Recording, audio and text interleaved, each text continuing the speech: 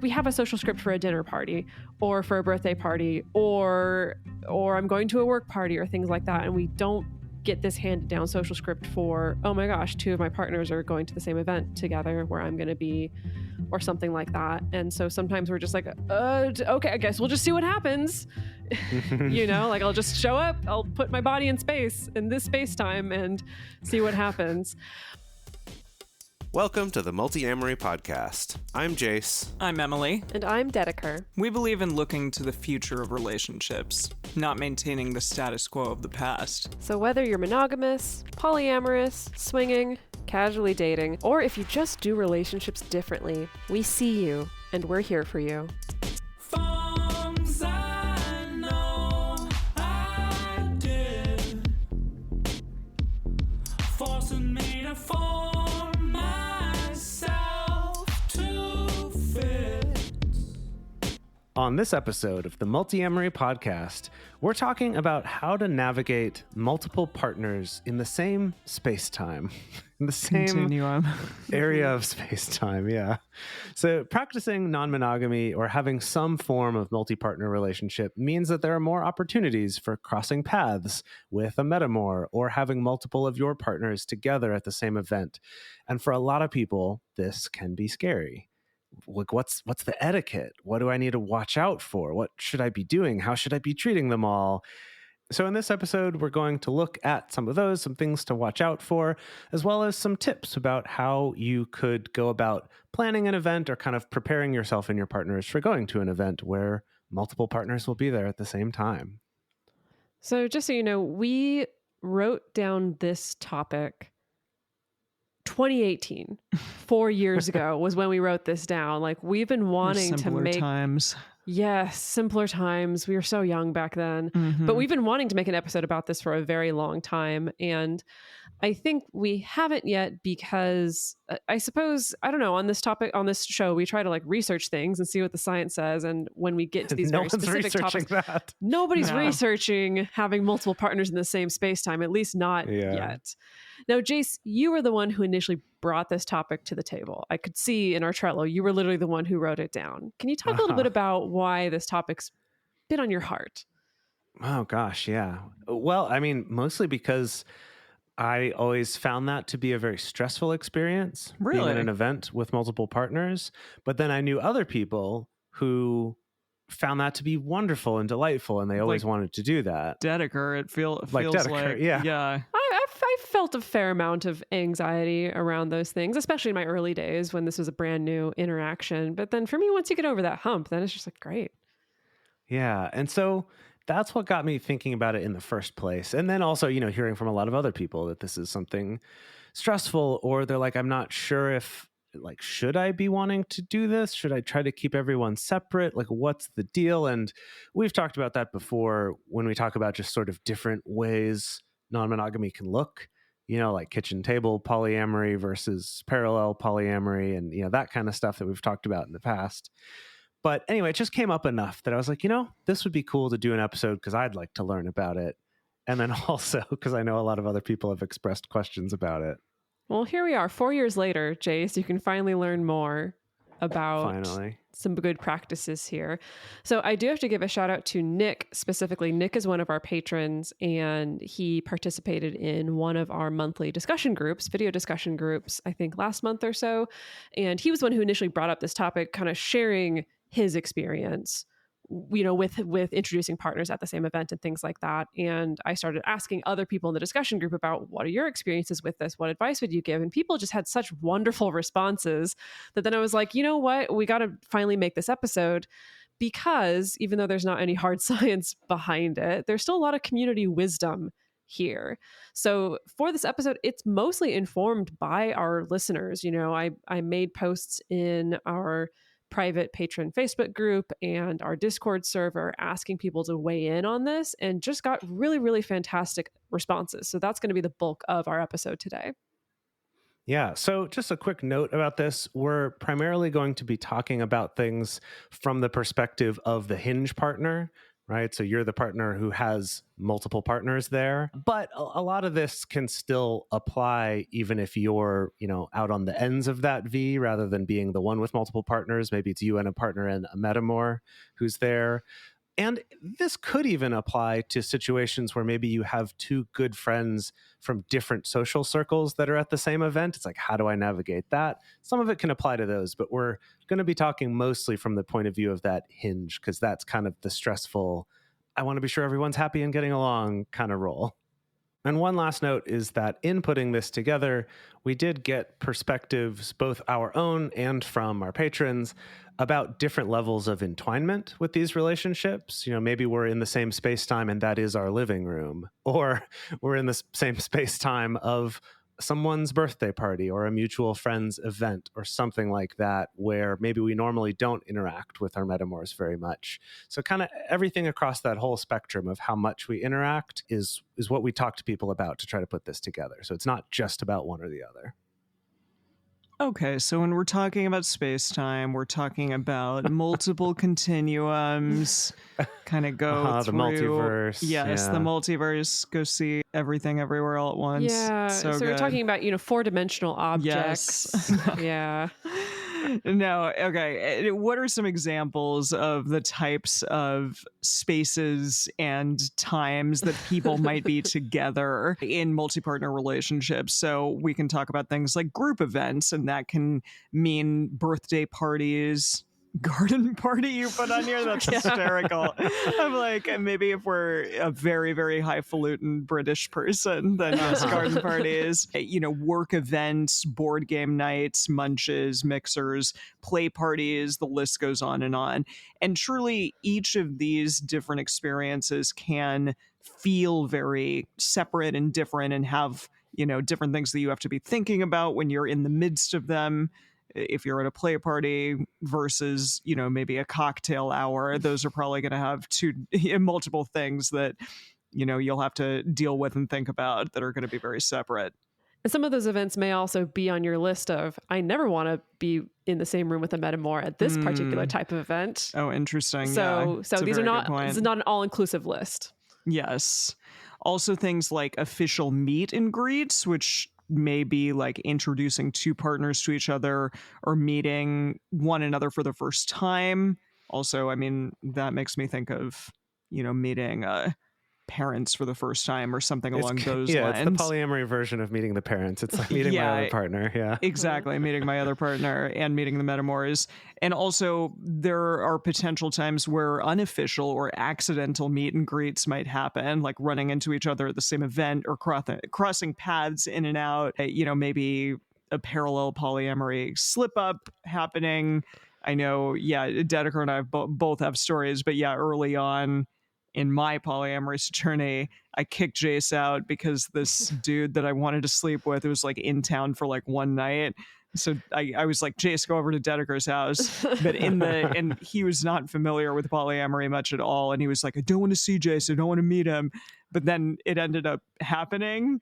And you two met and shook hands. Well, it's because I had to come back to the house because I forgot something. Yes, and he was there. I was like, "Hey, good to meet you." Jace shook his hand or whatever and grabbed my stuff and then left. And then he was like, "That was so normal." And I said, "Yeah, it's gonna be all right. Calm down." So, anyways, that happened a long time ago. What about you, Dedeker? But my story, again, fairly early in the polyam journey, probably my first relationship where I was like actually practicing polyamory instead of like an open relationship or kind of some general non-monogamy, where this was back in the day before we had the term like kitchen table or parallel, where before people were thinking about styles necessarily. And so the relationship I was in kind of a weird, like, it started out as parallel and was kind of in a not very ethical or very effective way. And there's a lot of kind of brokering and like trying to keep partners. I think it was mostly like old monogamous programming of if you're dating two people, oh God, you can't let them be in the same room together or whatever. But despite all my partner's efforts on that, still ended up meeting my metamor for the first time at a work event that we were both working. We were both hired for this gig. Oh, right. Okay. Were you doing like a video game event? Yes, yeah, exactly. Yeah. It was like the pre-E3 event that we were both working. Nice. And the weird thing was like literally 5 minutes before I was walking into the orientation, I got a text from my partner where he was like, so I think like it turns out like she's gonna be here too. No, okay, bye, basically. And so I always wondered, I was like, did he actually know and he just didn't know how to have that conversation until the last possible minute? 100%. Or did he find out? I don't know. Oh but yeah. Oh, I remember this story. I remember what you're talking about. Did it end up being chill, or did you two talk, or? It was. I know you didn't end up being have chill. A hugely amazing relationship. No, we really didn't. I don't think that was necessarily her fault, but I don't want to go into that. But ultimately, chill, I guess. Like, it was definitely weird because it's like literally, I think for both of us, 5 minutes beforehand was like, told, oh, by the way, you're going to meet this person. Yeah, that is kind of shitty. And so didn't talk at the beginning of the event. Things were like a little bit weird and awkward. I was so glad that it seems like both she and I had other people at this orientation that we knew, you know, so we had other people to kind of anchor towards. And then I think we talked for like 5 minutes at the very end and said hi. Nice. Yeah, which is not how I would do it now. I think now it would just be like, I don't know, we'd probably try to prevent that situation from happening. But that was my experience. Mm-hmm. The point of the whole story was it was awkward. It was unplanned, but always a possibility, even if you're practicing parallel polyamory or even don't ask, don't tell forms of non-monogamy, always a possibility because it's not entirely within your control. Other forms of space-time, we might be talking about cohabitation situations. Of course, that's going to be much further down the spectrum of being much more entangled or entwined if you're living together with a metamor, or sometimes even living in the same neighborhood as a metamor. That means you're going to be crossing paths quite a bit. Other situations includes things like needing to coordinate with a metamor about taking care of a partner in some way, whether it could be coordinating care after a medical procedure, or it could be planning for a surprise or things like that. We're also looking at situations of maybe you're going on a joint vacation or some kind of joint travel with a partner or a road trip, things like that. People do that all the time. What other space-time situations? I mean, one that comes up is, you know, if you're moving and it's like, well, I've got two partners. I'd like both of them to come help me move. Is this their first time meeting too? Is that going to be weird? How do I manage it? You know, those sorts of questions. Yeah. Really any time where, you know, you're going to have multiple partners or you're going to have your metamors at the same activity or the same thing, right? And there's maybe you're ton birthing of a baby. Ways this could look. Oh, yeah. And maybe you're birthing a baby in the room.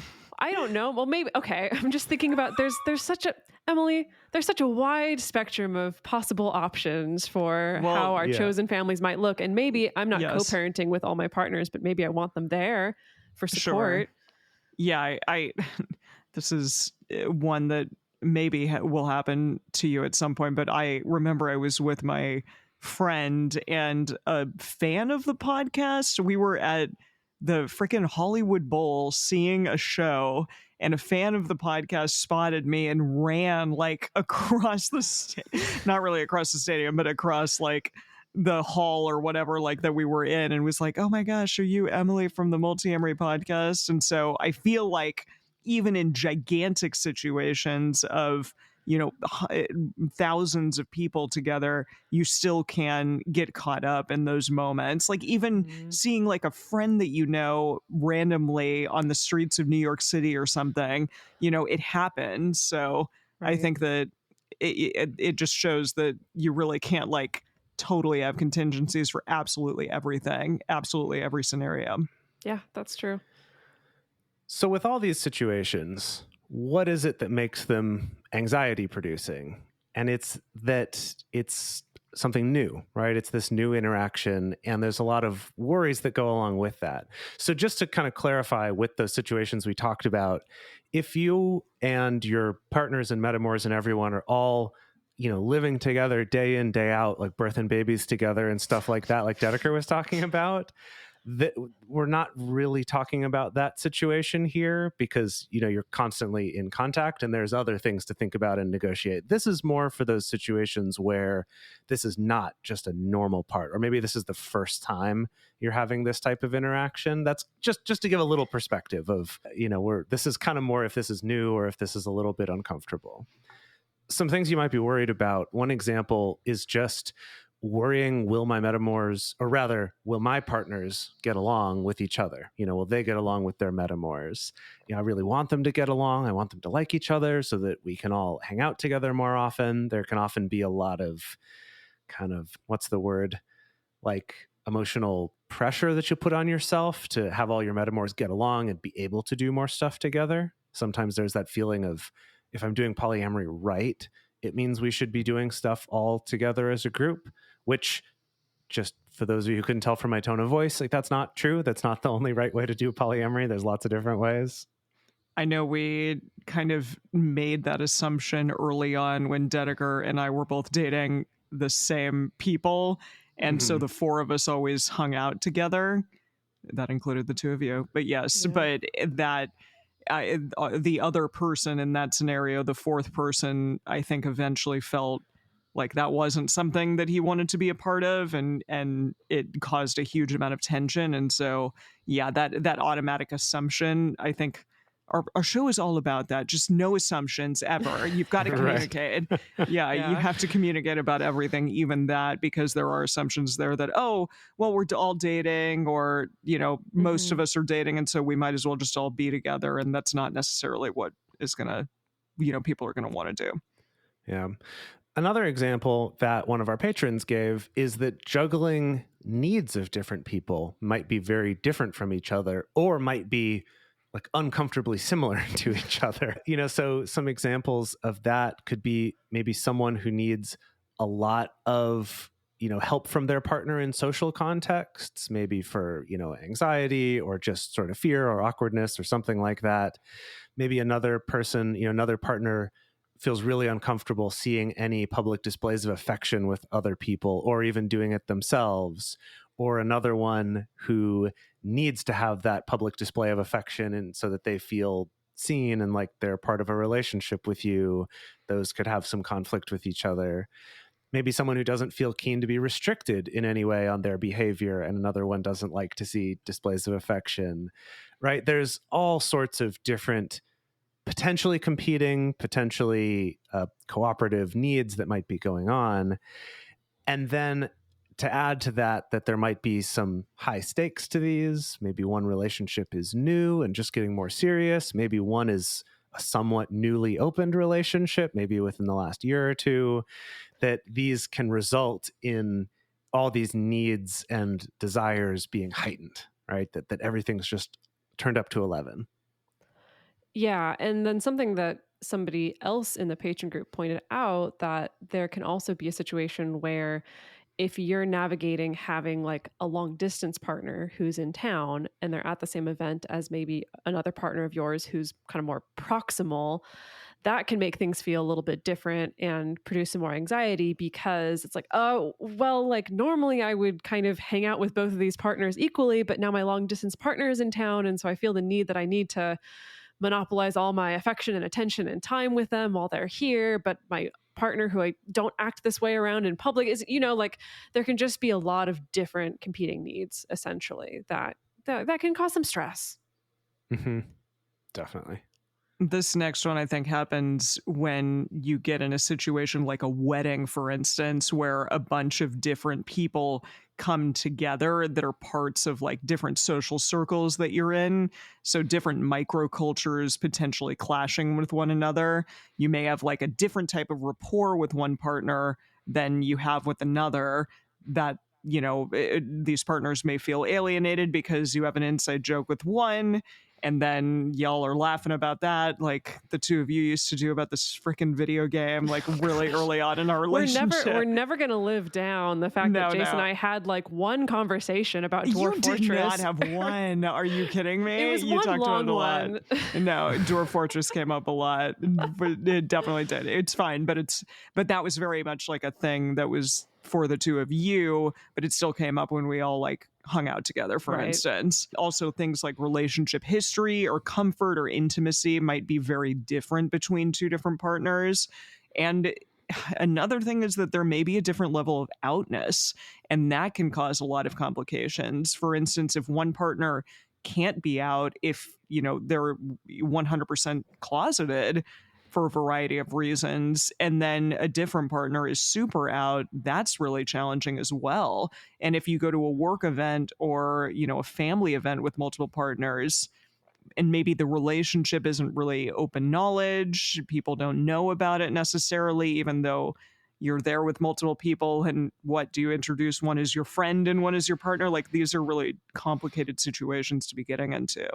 Yeah, I've actually run into this, not necessarily in my personal life, but heard a lot from our patron group and a lot from clients that I've worked with, of being in kind of the unique scenario of we can hang out together publicly, but it's still public and we're not necessarily out. And so while I can hang out with both my partners, I can only really publicly be affectionate or With open about my one. relationship with one of them, which causes all kinds of different levels of stress and anxiety for pretty much everyone involved in that scenario. Yeah.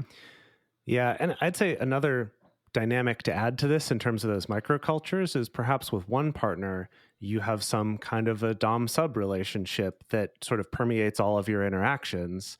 And now you're at a social event with them and your other partner that you don't do that with, or maybe have opposite roles with the other partner or something like that. That could be a confusing dynamic to navigate, of like, well, do I need to stop this behavior while we're all together? Is like, it's having to navigate that with more people is important, but can also be stressful. Mm-hmm. Another thing to think about that can cause stress is just past baggage. So it's unfortunate, but sometimes the thing of having multiple partners in the same place can bring back memories of having divorced parents as a kid. Oh, and I've not done any empirical research on this, but when I ask clients who are really struggling with anxiety, like the chances that you came from a family from divorced parents is really high, that this will trigger that same feeling of, oh my God, I need to keep both of these disparate relationships happy in some way. And I'm the middle link and it all lands on me. Jeez. Right. Yeah. That baggage might cause you to take on more of that labor, or even assume these two people are not going to get along and I'm going to have to be brokering this relationship. Even if that's not actually true, you might kind of go to that place if you grew up with divorced parents and you had to do that. Could also be baggage just from another polyamorous relationship. Maybe you did have two partners who hated each other and made your life miserable because of that, and you had to do a lot of triangulation between those. Or maybe you had a relationship with a really bad metamor, and so now you want to be sure that your partners don't have that with each other or something, right? That it could even be more immediate baggage of just, I expect this is going to be bad, and so I'm scared. And then the last one, we've kind of touched on this a little bit, is that just leftover monogamy ideas. That idea of any situation where like an ex meets your current partner is always going to go bad for you, right?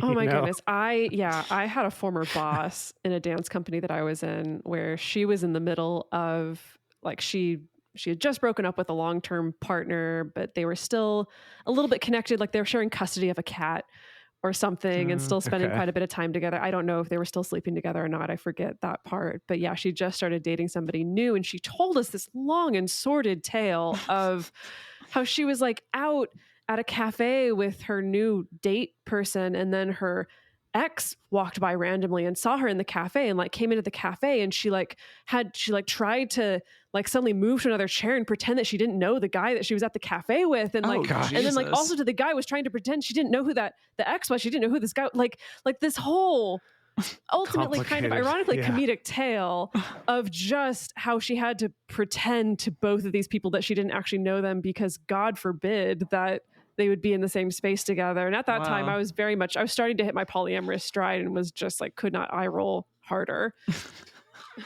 It's really unfortunate for a variety of reasons. Wow. Yeah. But that's a situation. Like, think about how many times that's presented to us in the media, often for comedic effect and usually it's, I don't know, the guy who's just like accidentally invited too many people to the same party or whatever like that. I think that we get presented with that situation quite a lot. Yeah. Mm-hmm.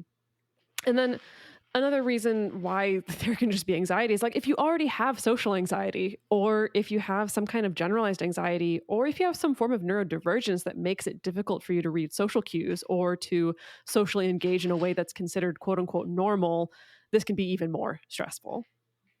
You also may worry about other people's perceptions of your relationship with multiple people, especially if you are in something like a work setting or, a family setting, and you're telling grandma for the first time, like, hey, these are my two partners, that may come with a lot of anxiety because they may not understand. And there's, still so much stigma attached to anything other, any non-monogamous relationship or any other type of alternative, lifestyle or relationship. So that's understandable that it would produce a lot of anxiety.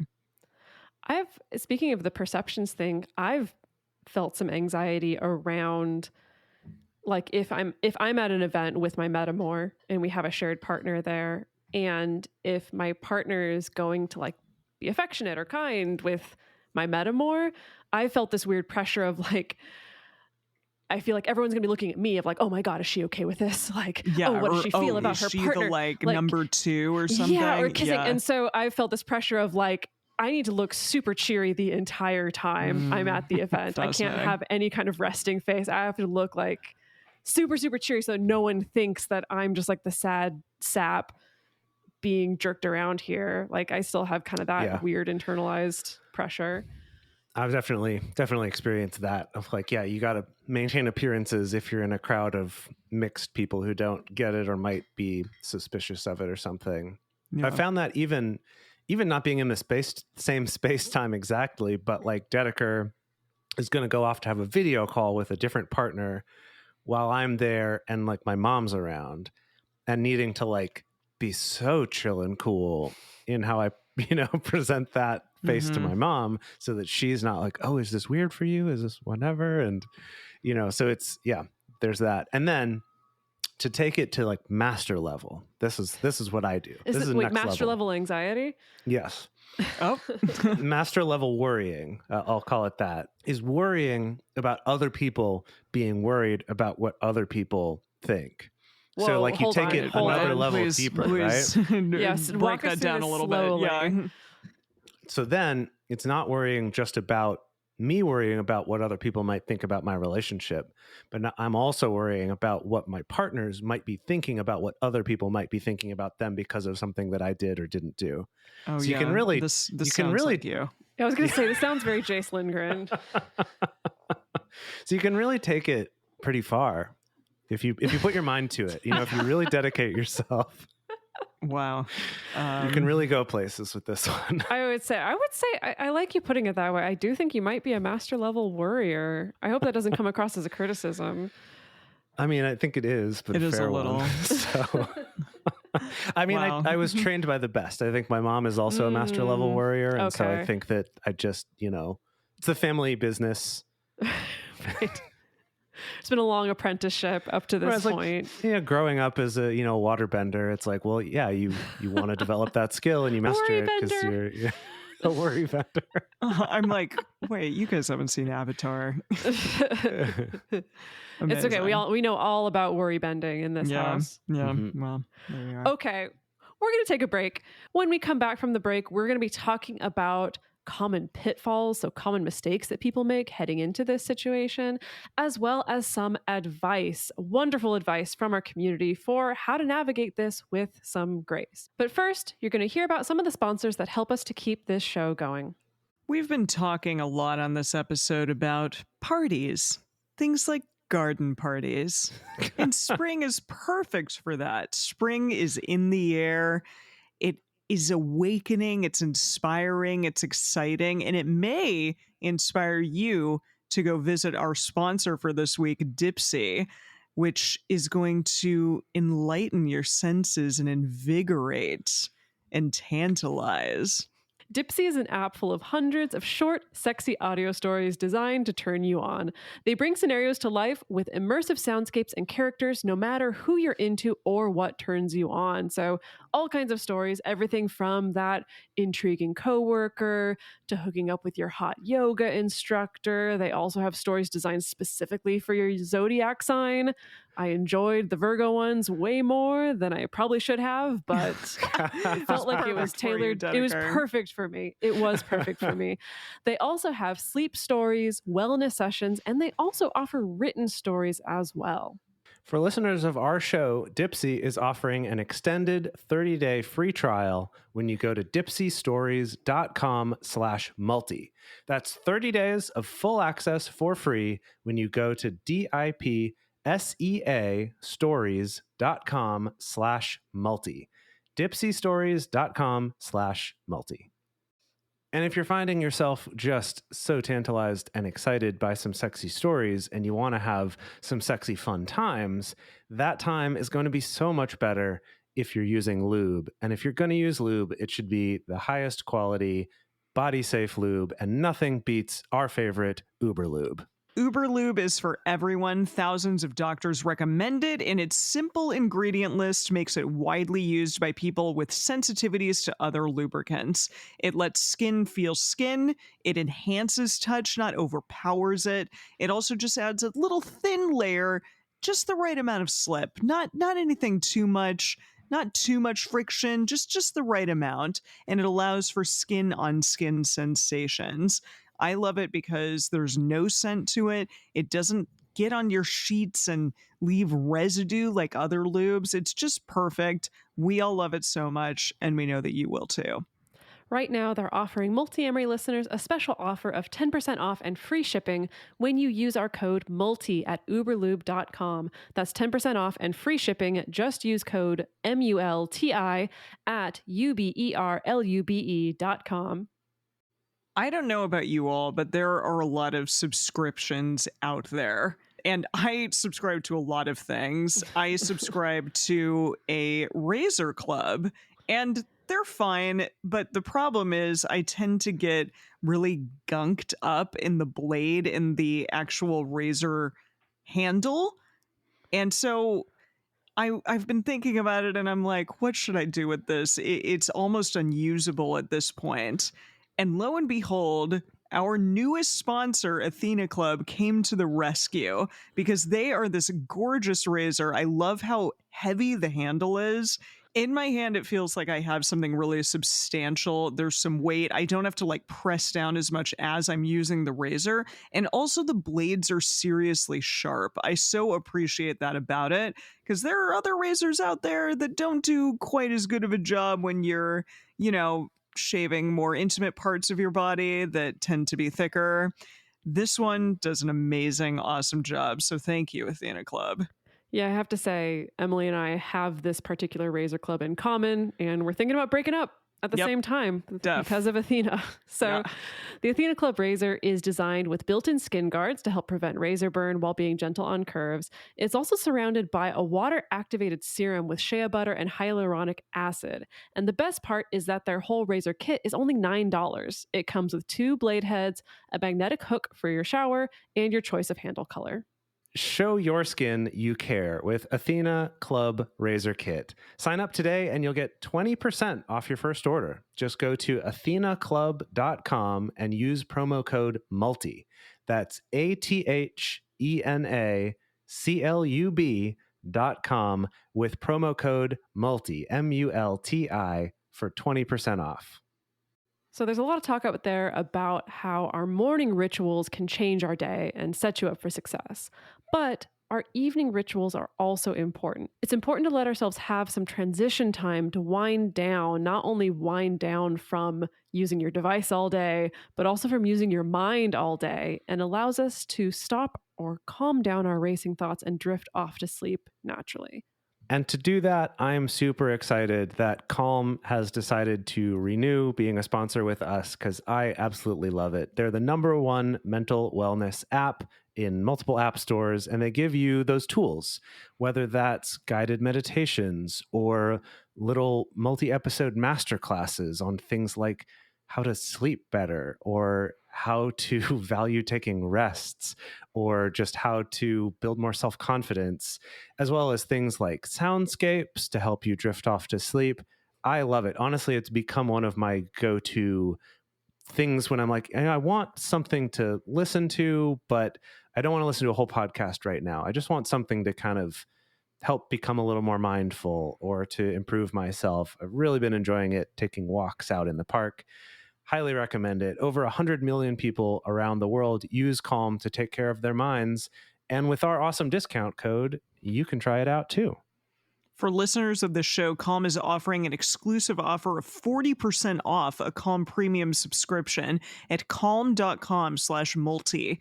Go to calm.com/multi for 40% off unlimited access to Calm's entire library. That's calm.com/multi. Now we're going to talk about some of those pitfalls, some common mistakes. We've probably made all of these at some point, and so have our listeners. And just to start it off is kind of the general catch-all of just the weirdness that worry or anxiety can cause. Mostly just not being able to be relaxed or to be yourself, where it's you're focused so much on being cool and chill that you're anything but cool and chill, right? Yes. I've definitely fallen victim to this many, many times. For sure. So that can manifest in a number of different ways. One of them can be wanting to control or mediate or micromanage the experience in some way, either really getting all up in your partner's business or really trying to make sure that they get along, or really trying to just be super, super granular. And sometimes that can look like trying to control the way your partners interact, or it could also be trying to control and trying to really desperately keep them apart, right? Because the idea of them hanging out with each other or hanging out in the same room with you can be so anxiety producing that you're just like, no, I can't. I need to keep it hermetically sealed. Or I've also seen this manifest as anytime I have any kind of affection with one partner, I have to go immediately find the other partner to do the same to try to keep things equal. Mm-hmm. That's one that I've done a lot. Yeah. And it's a bad or flat. It can go the opposite way of trying to control and micromanage, and you can completely absolve yourself of any responsibility or labor, or just completely check out, right? And this is one I've seen a lot also, of just kind of like, I can't even think about how that's going to go, so just y'all figure it out. Y'all, I have no responsibility here. I don't need to facilitate anything. It's all on you, and I don't need to take care of you. I don't need to pay attention. I'm just like, whatever. I'm just going to go pay attention to this corner of the garden party, and y'all are on your own. It's really beautiful over here. Right. Or it's like, I'm just going to come here, and to avoid the awkwardness with my existing partners, I'm just going to go here and try to hit on new people. Oh, yes. And I've seen people pull that one. I've seen that move before too. Yeah. Yes. Or the big pitfall, and we'll be talking about this a lot more when we start getting into takeaways and advice, but probably the biggest pitfall is just not talking about this or even thinking about expectations ahead of time. And there can be a couple reasons for this. Often I think this is due to just not having a social script for this situation. So, it's like we have a social script for a dinner party or for a birthday party or I'm going to a work party or things like that. And we don't get this handed down social script for, oh my gosh, two of my partners are going to the same event together where I'm going to be, or something like that. And so sometimes we're just like, okay, I guess we'll just see what happens. I'll just show up, I'll put my body in space, in this space time, and see what happens. Or sometimes people feel, I think, just a sense of awkwardness or fear about having the conversation at all, for all the various reasons we talked above. Like there can be just like so much anxiety around it. Like, I don't even know how to talk to you about expectations. I don't know what to do. Maybe if you're the hinge partner, you feel like you need to be the one who leads the charge and makes all the decisions about how it's going to go, and you just don't even know how it's going to go. So you avoid the conversation. Like there's a lot of reasons why people avoid talking about this or thinking about this.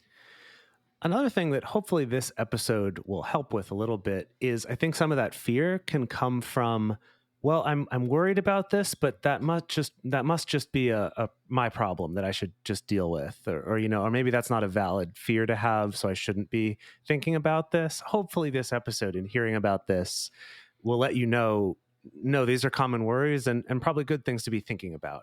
Ideally not in a worry and anxiety focused way, but in more of a productive, hey, let's talk about this, which again, we'll get into in a moment. So another pitfall is relying too much on alcohol or other substances to chill you out. This is just kind of basic. If you're going to anywhere where paying attention to social dynamics and being aware of your behavior is important, so going to a play party or an orgy or a dating event or a mixer or basically almost anything, is sometimes to self-medicate that fear and anxiety. We'll drink too much or we'll take drugs or something like that. And those are pretty much never a good way to handle those situations. So that applies here too. And then another pitfall, which may seem to go against the whole point of worrying about this and planning about this ahead of time, is that sometimes we can fall into the trap of thinking our only options are 100% success. Like 100%, my partners all totally get along. They become best friends tonight at this event, right? Or just that they get along 100% and they love each other so much and they're so happy hanging out together. Or no one has any weird feelings, or no one Right. needs any reassurance from me. Like, it's just all smooth sailing the whole time. Right. And then if your thinking is that's the only measure of success, then if anything doesn't go according to that, then it's a total failure. Right? It's swinging to those extremes and expecting it to look a particular way going in. I think in early relationships, especially, maybe you are meeting, an established partner for the first time, or your new partner is meeting an established partner for the first time.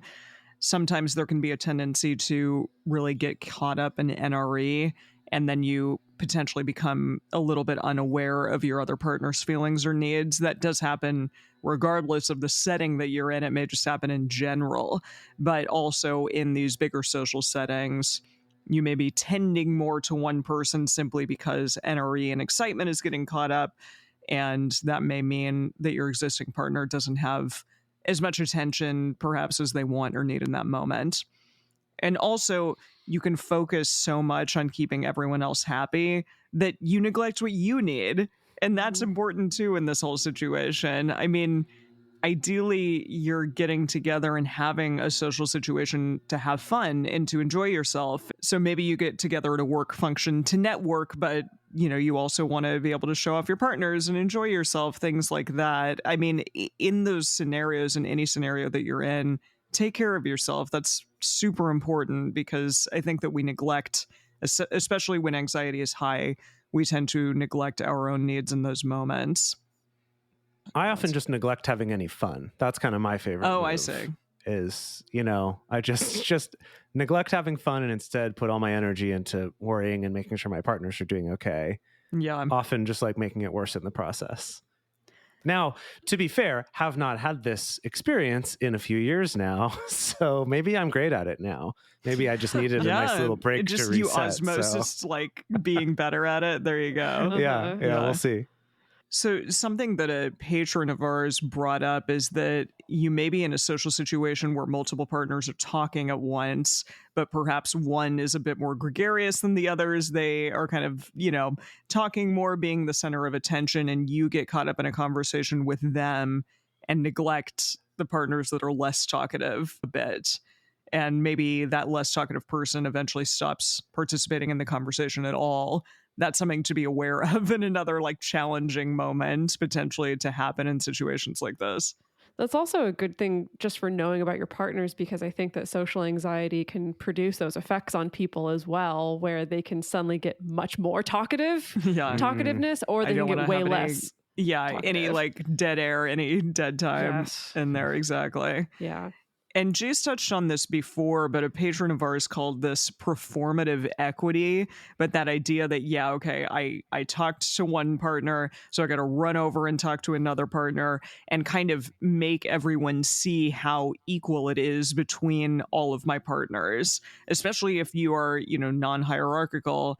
I think so often we're fed this thing of oh, okay, well, you're with two people, but who are you really with? Who's the number one kind of thing? And so we want to be able to show and perform that that's not the case, that things are really equal between, these two partners or multiple partners. And that can get pretty challenging to deal with over and over again, or just to kind of uphold that when you're in a social setting. So... yeah. And I think it just being both the person doing that and the partner receiving that, as it were, you see through it right away. It's just this they kissed that person, then ran over to kiss me, or did the opposite. It's just it's just a little awkward. It's just kind of weird. And so I think there's good intentions behind it, right? Of wanting to be sure, be aware that I'm not just neglecting one partner for the other. But at the same time, it can get Yeah, it's kind of false, potentially. Yeah. Sure. Yeah. Yeah, and that's where the performative equity part comes in. So it's a little trickier than that. Okay, we've talked about the worries that people have. We've talked about some common mistakes. Now, the moment you've all been waiting for, which is, what do we do about it? What do we do that's good? So we're going to go into some advice, and this comes from the conversations that Dedeker has had with a lot of our patrons, as well as our own experiences and our own conversations with different people about this. And some of these will vary depending on the situation, right? Planning for a birthday party is going to be very different than a play party or a work party or something like that. So with that in mind, number one is to talk about some of these concerns and pitfalls that we've mentioned, to talk about those ahead of time, right? Is doing that work to talk about that ahead of time with all of the partners who are going to be involved. So this includes things like discussing expectations ahead of time. So say you have a relationship where your partners know you're dating someone else, but they don't know any details about each other. Or maybe they know a little bit about each other, but never see each other, and that's kind of how everyone wants it. But we're all going to be at the same event together because it's, something important, and I want to be sure everyone's there, is to have those conversations of just, hey, okay, so, what do we do in this situation?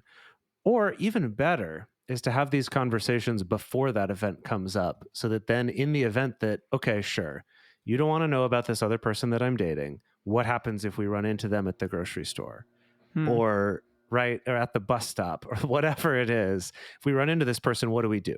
Right? How do we handle this in a mature way? And sometimes just having that conversation is enough, because then they at least know that you thought about it. And then in that situation, if they do end up feeling weird, it's not like, oh, well, you handled that wrong. It's like, okay, yeah, that was weird, but I realized we talked about this. Let's maybe do it different next time, right? It kind of gives you a starting place for those conversations. So whether you know the situation is coming up or not, that's good, especially in those kind of situations where you're very intentionally limiting information and contact between those people because they want it that way. Not because you want it that way. I want to clarify that, because they want to be kept separate. And then maybe look at some kind of best case, worst case scenarios about those and talk about, well, what do we do in those situations? What do we do in a situation where the other person's super weird about it? What do we do in a situation where it's totally cool? And just have those conversations so you know some options going in. Another conversation to have beforehand, whether you are intentionally going to an event or just preparing for maybe, is talking about public displays of affection, about PDA. And this is something that I think in general is a good conversation to have with partners, regardless of whether you're monogamous or polyamorous. It's just, hey, how comfortable are you with that? What are your expectations with it? What are situations where you might not want to do public displays of affection? And this really varies, right? For some people, it's in public, I'd rather not hold hands. In other people, it's like, oh yeah, I love that, but in public, I don't want to, kiss in public. Or, I'm totally fine with us kissing in public, but if we're with my parents, that feels weird to me, or whatever it is, right? There's a lot of different variations, but just have that conversation. And then thinking about a social event is with multiple partners, then saying, okay, but now in this situation, does that change it? And having those conversations with multiple partners, It's funny. This is bringing up some memories for me. I think that for most of my life, I've gone into these situations kind of assuming I may have to reassure a partner of like, hey, it's okay to be a little bit affectionate to me. Like, that's okay. Or it's okay for you to be like affectionate to your other partner. Like, I'm okay with that. Like, we can talk about that. Like, I've often assumed it's kind of going the coaxing direction of like, hey, it's okay. You don't need to be kind of shut down around public displays of affection. But then I was at an event once where I had multiple partners where one of my partners was like super affectionate.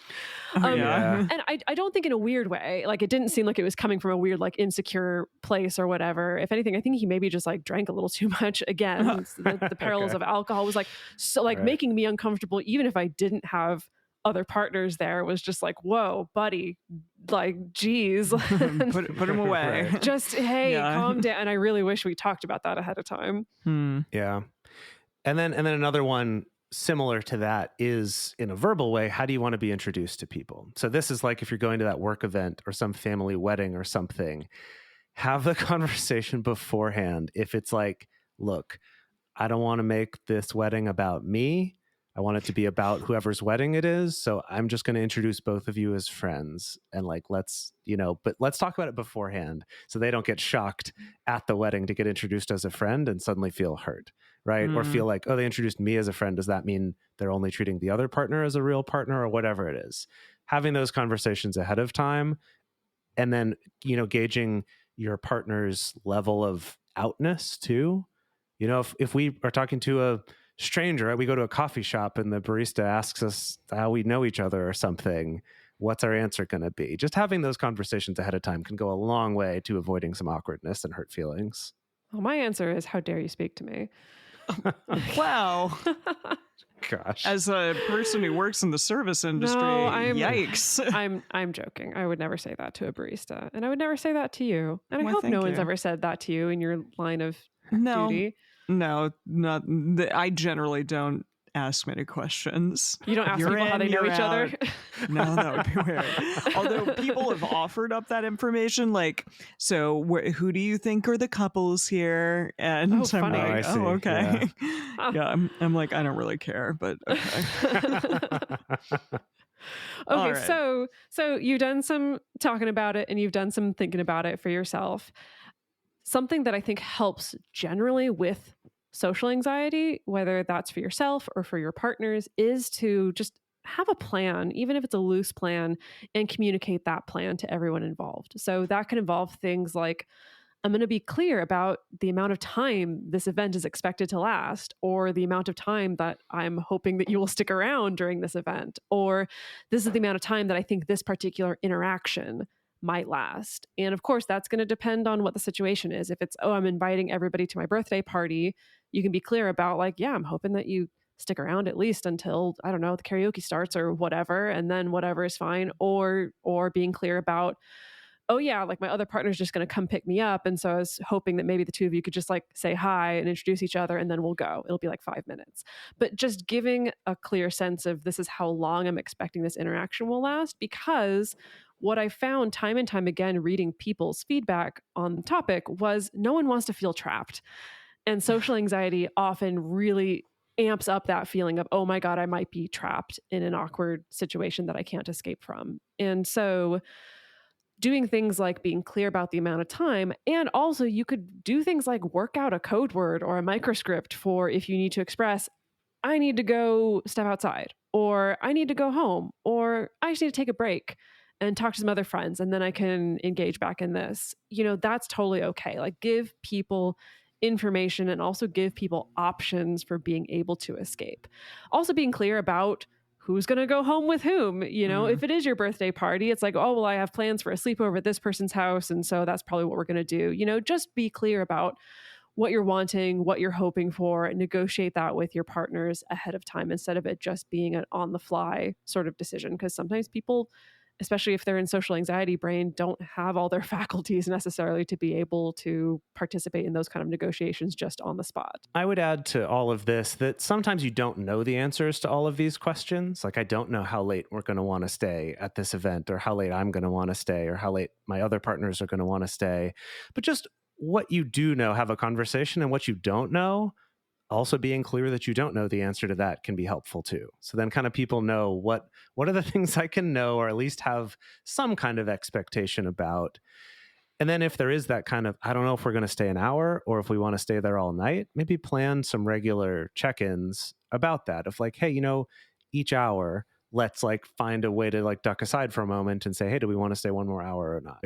Kind of chunk it up into little groups like that. And I love this so much. Dedeker and I do this when we're going to social events, even if it's just the two of us, of like, especially if it's, it's not like, oh, we're having dinner with some friends, but it's like we're going to someone's party that we got invited to or something. There's that, okay, let's come up with some code words, some check-ins. If someone asks us if we want to go, do something or stay longer, or if we're going to stay longer, let's have like a set phrase that we've decided. I'm going to whip that out. And that's the signal to Dedeker, if she's in earshot, I'm stalling for time so we can go have a conversation about if we want to stay and do this, or that just buys me some time to then go find her and be like, hey, so this is the question that got asked, right? Just doing something like that so that you don't feel trapped has made a world of difference for me in terms of feeling comfortable going to social events. So another thing that you can be doing or thinking about ahead of time is if you have partners or relationships or people in your life who really want or crave one-on-one quality time with you, that may not be all of your relationships or all your partners necessarily. It depends on kind of the level of entwinement or attachment. But make sure that that relationship is getting that separately from just group hangouts or events. I've worked with so many people. I've been in this situation on both sides of this where if you feel like, oh, I haven't gotten good quality time with my partner in a couple weeks because of scheduling or whatever, and then the first time I get to hang out with them is at this big group event, this big birthday party, that means I'm going to show up to the event with maybe some different needs and some different longings than maybe I would be otherwise. If it's like, this is the first time I've gotten to see you in 2 weeks and you're busy flitting around, not only being the center of attention, but also dealing with multiple partners and stuff like that, that event may land on me a little bit differently than otherwise. So that's not to say that if you just like fill up the quality time meter, then there's going to be no issues whatsoever when you're having multiple partners in the same space time, but it's something to think about for sure, and to be real about making sure that you're still nurturing these relationships and especially not relying on group events, group hangouts to necessarily check that box of quality time, because that doesn't necessarily do that for a lot of folks. Something that people may want to do, especially if their metamors have never met before, is before throwing them into a huge event type scenario where multiple people are going to be present, you may want to facilitate a one-on-one meeting between the metamors beforehand. Now, some people may really be into this, and some people might like the buffer of having a big party or some, group setting scenario, so that it doesn't make that meeting feel as, I guess, I don't know, like anxiety inducing or high pressure. Yeah, exactly. Something along those lines. So you also don't need to necessarily meet face to face, meet one-on-one. It could just be like in a group thread, like, hey, I wanted to make sure that the two of you at least met in some capacity before we all see each other, in a group setting kind of thing. Yeah, there's a surprising number of people in our patron group who talk about sort of priming the pump, as it were, with their metamor relationships by just like sharing memes before even meeting in person. Like there's definitely little things that you can do to reduce the pressure of that first time meeting, especially if you're going to be juggling, I think, a lot of different things in your mind. Yeah. You also could bring, mutual friends to offer multiple social options. I know that I keep thinking about the Oscar party that we used to hold, Jace, at our house when we lived together. And, that would be really fun because it would include multiple partners, but then also like mutual friends. We would bring our friend Paul, and, Paul would always be fun to talk to regardless of, who was hanging out with who at that point. And so that's kind of like another fun buffer potentially to have in situations like this. Yeah, if you're the one hosting the event, you have some more control over that. Definitely. But that's another thing to think about is if I'm going to an event that's part of one partner's social group, but I'm bringing another partner who's not part of that social group, being aware that they're not going to have the same kind of safety net and buffer and level of comfort around them as someone else will. Maybe they should bring a friend. Yeah. Right. If you're able, right? I mean, again, if you're hosting, you have some more options there. That's but true. If you're not, you might be a little limited. But just being aware of that and having those conversations beforehand can be helpful. I kind of learned a fun thing on this subject recently where I was talking about going to an event and giving all of these caveats about, just let me know if you want to leave early. Like, we don't have to stay. Like, I'll probably want to stay later. But if you feel uncomfortable and you want to leave, like, that's totally fine. Like these are some people who are probably easy to talk to, but I'll check in with you. Maybe we could have a code word. And she was just like, no, I love social situations. I'm good. And I was like, okay, awesome. I was projecting all of my stuff onto you, but you don't have that. That's so having those conversations can help you kind of gauge, what concerns are worth having with different people. That's a really good point. You can check in with each person regularly if you do have multiple partners in a social setting. It's nice to check in. I think, like Jace just pointed out, though, that may be more or less necessary depending on the person. And that's something to perhaps set up beforehand, or just, if a partner is like, yeah, no, I'm good, I'm having a great time, like, you may not need to check in with them as frequently. Whereas if somebody else is clearly struggling, then maybe they're the one who needs a little bit more in that moment. Also, you can remind yourself that it's okay to chill. It's okay to take care of yourself too. Like we said before, this is super important because, yeah, maybe you want to take a break as well from checking in with everyone and get to go and talk to a fun new person or a best friend that you haven't seen in a while, or, an acquaintance, something along those lines. You don't need to be like running back and forth between all of your partners and checking in with them constantly. It's important to also take care of your own needs. Mm-hmm. And then also at the end of all of this, have a debrief. Check in with people like, hey, how did that go for you? Were there things that you would like more or less of in the future? What parts of this interaction felt good? Were there any parts that felt bad? Let's kind of make a plan for the future and make this whole scenario even better than it was this time around. And I think that what the three of us have learned from experience, especially I think from that experience very early on in the polyamory days, of just not making assumptions. So just because one event goes well and someone has a good time, that doesn't mean it's going to go exactly like that every single time. Or that doesn't mean now you can expect your partners to just be 100% perfect and not have any issues or any weird emotions come up and stuff like that. Still do those check-ins, still do those debriefs, even if you have a couple of these interactions under your belt and you're feeling pretty good.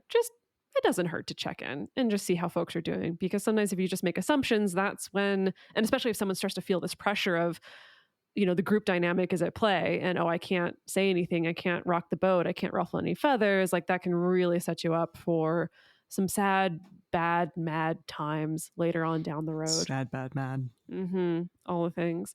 So I do want to share, we haven't talked a lot in this episode about cohabitation because I suppose we are kind of assuming if you're cohabiting, you've probably dealt with this already or have dealt with the meetups and introductions and stuff like that. But I really liked this piece of advice that a patron shared, and this patron does live, it sounds like, with multiple partners, maybe with a metamor as well. But they talked about, so they agreed that unless they if explicitly agreed to some triad time in the household, that people are free to move about the house, to be in their own rooms without needing to be super social if they don't want to. There's a caveat here of like, if you cross someone in the hallway, it's not nice to just like ignore them or stonewall them. But if you're out in the common area, there's not an obligation to have to engage. And they really encouraged essentially more of an opt-in model to social engagement. So like, if there's going to be kind of an organic hang, we kind of text people or let people know like, hey, is it actually cool to hang out, instead of just assuming. And I think that just goes back to what we were iterating earlier of like, no one wants to feel trapped, and so if you can create a situation where people feel like they are free to opt into social engagement instead of it being the default that they have to opt out from or extract themselves from, you're probably going to set yourself up for more success. And ultimately, the note that I want to end this on is that a neutral experience is still a win. It doesn't have to be a perfect experience. It doesn't have to end with both of your partners absolutely loving each other, becoming best friends, or having just a wonderful, fantastic time at your birthday party.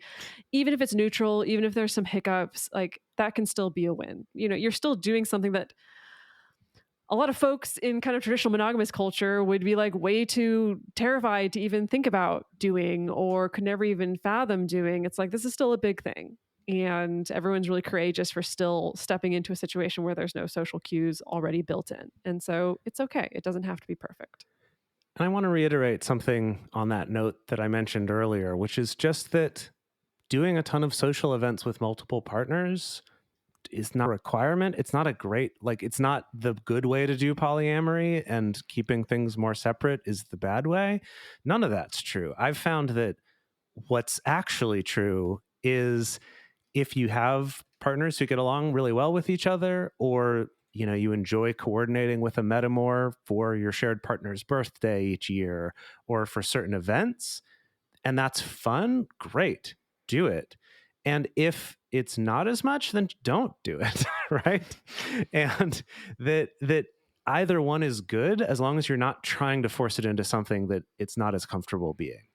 And that might evolve and change over time, but that's the big thing. It's just that none of these are better than the other. They're all just different ways of doing it, and anywhere in between there, any subtle variation on that might be the one that works out best for you and various partners.